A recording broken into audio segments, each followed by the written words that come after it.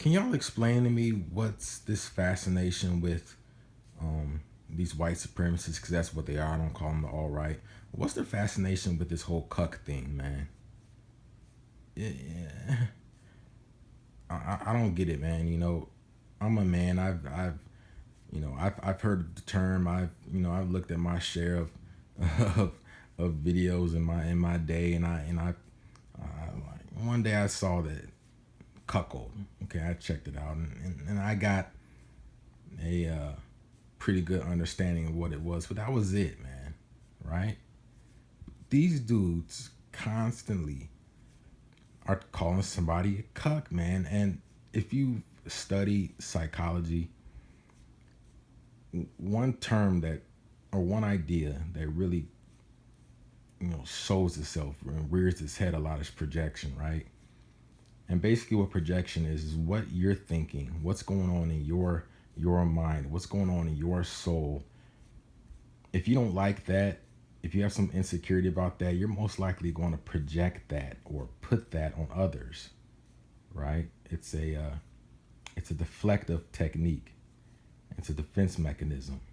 Projection is, and I constantly see these. For the most part, I'd say, you know, if I were just to put a range on it, 18 to 40, we'll say 40-year-old white males, most of them college educated, but not all, probably a lot of them, using this term. And it just rubs me the wrong way. And I'm going to tell you why. And not in a bad way. It's a funny thing, because what that tells me is that this this is their thought process, man. And I go back to the Richard Spencer interview on Roland Martin, right? And one of the themes that Roland, and I'll get a shout out to him. He's been soft shoeing for a long time, sitting on the fence. Roland, you got to get off the damn fence, brother. I gave you props. I'm gonna give you props for this dialogue that you had. You really set this guy straight, and you showed his ignorance, and pretty much made a fool out of him. But you gotta get off the damn fence, brother. But anyway, one of the themes that kept on popping up is that these white supremacists, and not only them, but a lot of white people in general, they really believe that they're victims in this society. They want to call people social justice warriors, and they want to call people entitled, and they want to call people looking for handouts. But these are the same people constantly asking for more entitlements, constantly asking for handouts, constantly making excuses and playing the victim card and playing the race card. And you see that in YouTube also, right? With these convicted crackheads and alcoholics living in hot ass apartments in other countries, and people living in buses. You see that all the time with them too. And Roland really highlighted that. It's like you look at the public, you look at the private sector, you look at Congress, you look at senators, you look at the Forbes 500 companies, and you see almost nothing but white men. But it's still not enough. It's still not enough. You see this Richard Spencer guy, he's basically the face of white nationalism, white supremacy, and he talks about affirmative action, but he didn't even know that the primary beneficiaries of affirmative action are white women. So it goes to this deep insecurity that these guys were born on third base and not only thought they hit a triple, thought they should have hit a home run. They were robbed somehow. And it just amazes me, man. It amazes me, but I'm not surprised. I'm not surprised. So you see that insecurity when they talk about this term. I mean, the only conclusion I can come to is that not only are they in fear that, and I've come to the realization that, I have this degree from the University of Virginia, I have this degree from the University of Chicago, I'm just educated white male, but I'm still afraid that these smart black people and smart foreigners will come and take the job that was meant for me. Damn it, it was meant for me as a white man. Well, if you're so smart, if you're so educated, if you're the children of the sun, if you're a race of conquerors and creators, then what are you so afraid of? I mean, the guy didn't know about affirmative action, how the primary beneficiaries are white women.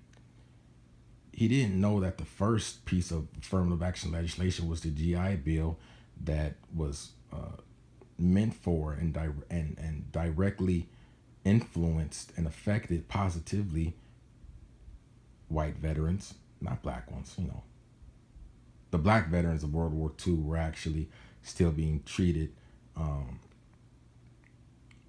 unfairly and being put behind Nazi collaborators and Nazi POWs, right? Yeah, I don't talk about that much.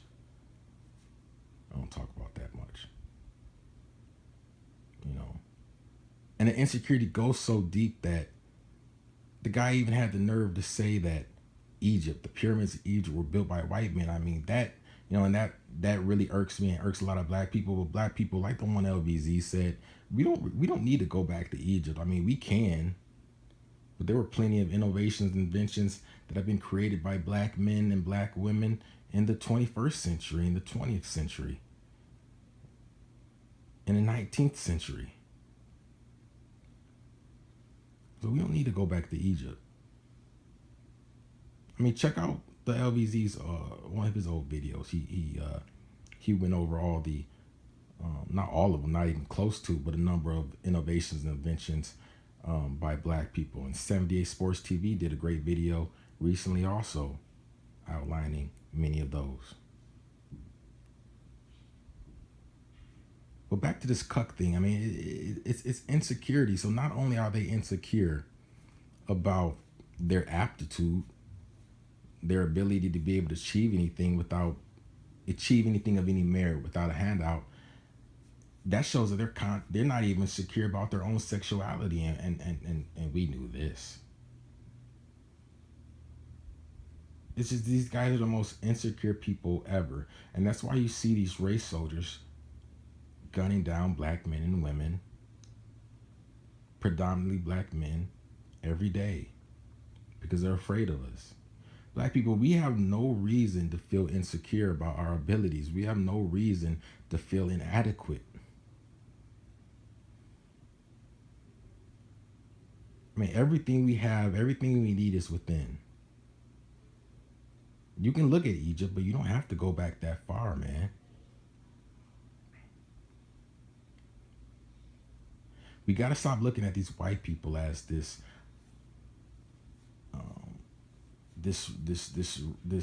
race of people that we could never aspire to achieve a level of greatness. Man, everything that they've accomplished, they've stolen.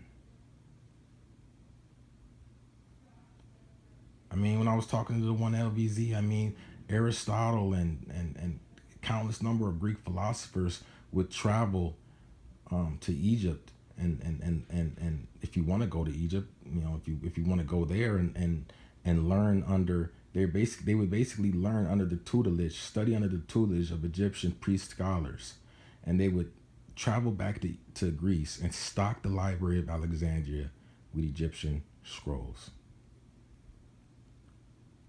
I mean, the guy he couldn't even combat Roland Martin's point that, I mean, I'm not even going to talk about Egypt right now. There were civilizations in Africa that were thriving, the Benin Empire, Mali, you know, civilizations and empires in South Africa, Southeast Africa, West Africa, and all over Africa that were thriving when they were living in the caves of the Caucasus Mountains. Man, they're telling you where they're from. Caucasian, they're from the Caucasus Mountains of southern Russia, you know, Azerbaijan, Armenia, Georgia, not the state Georgia, Georgia in Eurasia. They were crawling on fours, eating rabid animals, man, and picking, you know, insects off of each other's backs, man. I mean, they went so crazy when they were able to finally get fire. Ooh, fire! Look at the commercials, man, with the white cave animals. I mean, I'm not really going to get into all that because that's not the point of the video. But we got to stop as a people. We got to start continue to focus on us, right?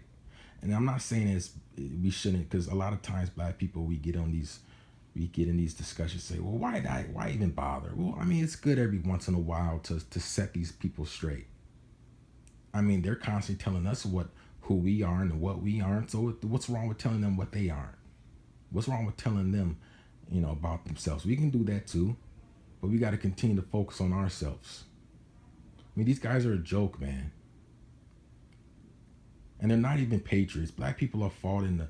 I'm going getting on a little tangent, but I'm gonna bring it all together. These people aren't even, they're throwing up the Sieg Hill. They're howling Hitler or hailing Trump. So I guess he's their new Führer. Meanwhile, in the 1940s, black soldiers and other brave Americans were fighting against fascism, fighting against Nazi Germany. I mean, these people keep exposing themselves. So there's nothing wrong with exposing them and letting them hang themselves with their own rope. You see what I'm saying? But we got to continue. I mean, bigger than anything, we got to stop marching. We got to stop praying. We got to start controlling this dollar, man. I mean, we got petitions going on, petitions against Lil Wayne, petitions against Stephen A. Smith. I mean, all you got to do is ask us, and we'll give you the links. We got to start. I mean, when a white person wants something done, he gives his money. And we got to be able to start finding some type of way to be able to wage monetary economic warfare. I mean, shoot, George Zimmerman is probably a millionaire after all the money he got. The Wilson, the cop from Ferguson, he's probably bankrolling right now after all the money. He doesn't even need to be a police officer anymore. He doesn't even need to be a race soldier. This is what we need to do. It's something to think about, man. I'm out.